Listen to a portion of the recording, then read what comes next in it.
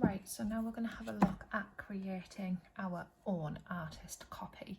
So I'm going to continue in the style of Alan Bird Johnson, and what I need to do to start off with is I need to make myself some circles. Okay, so again, I have got a circular object which I can draw around, so I'm going to start with that. I'm just going to lift my camera up out of the way a little bit so that I have a little bit more room.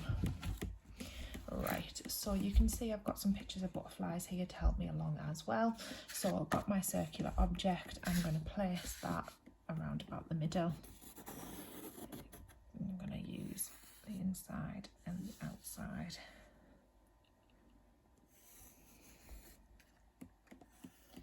Now, if I was being really clever, what I'd probably do is use some different size circles, or I could even use a different shape. So for example, if you picked maybe a honeybee for this artist or something like that that you wanted to create, it would be completely appropriate to use hexagons instead of circles.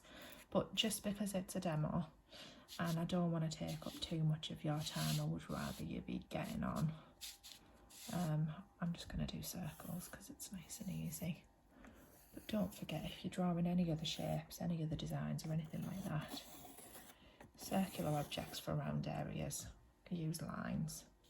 You could, if you're drawing from a picture, you could use grid method, whatever you need, try and make it as accurate as you can.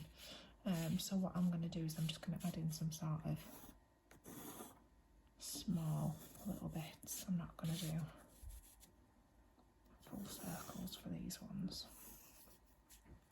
I think that's probably enough for the purpose of this. Okay, so what I'm going to do then now, in each circle I'm going to start to add some little bits of these butterflies that I've got from the internet. Okay, so you can use ones that are provided to you as an example on your sheets, on the PowerPoint slides, the Google slides, or you can research your own, completely up to you. Okay, but I'm going to use these ones. So the one I'm going to start with in the centre, because I think it's quite nice, is this one here. So I'm just going to zoom in on it, and then I'm going to start to draw this one within this circle here. So I think actually I'm going to have it come in from there, and it sort of curves around. So again, you can see me sketching really quite lightly, because if I make any mistakes, I want to be able to rub them out. And it kind of curves and arches back up to that point there, where we then have this lovely sort of little teardrop shape crossed over, and it's formed like that.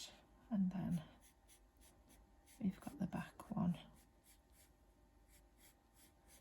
that mirrors it like that, and then you've got this wing sort of comes up,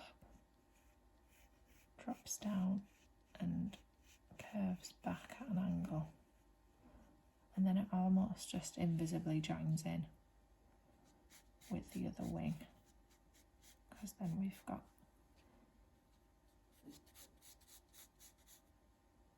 big arches and lines that sort of come together, and they get quite confusing, the lines in this butterfly, so I'm not going to panic too much about making it perfect. I'm just going to kind of get a hint of what it is, because it's my idea, it's my design, and as long as I'm making it look detailed and accurate, then I can get away with a bit of creative license. So then we've got this blue section,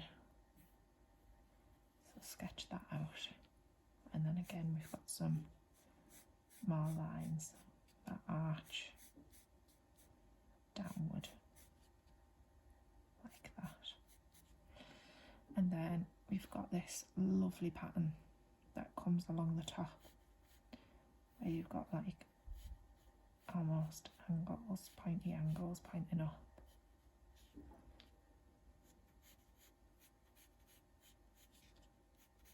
I'm going to sketch those in, and then again the arc lines that run through those, add those in like that.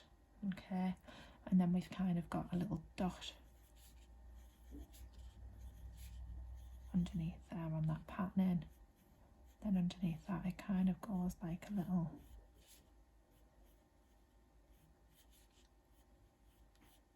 wave, so that I've got some of that patterning in from that butterfly. Okay, and then I think that's enough for that one.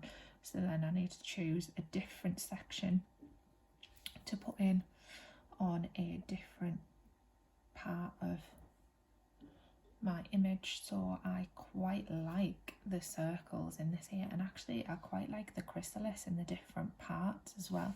So maybe in this one I can add the chrysalis, because he does look at life cycles, does Alan Burr-Johnson. He looks at life cycles of insects, so including the chrysalis in this one I think is a good idea.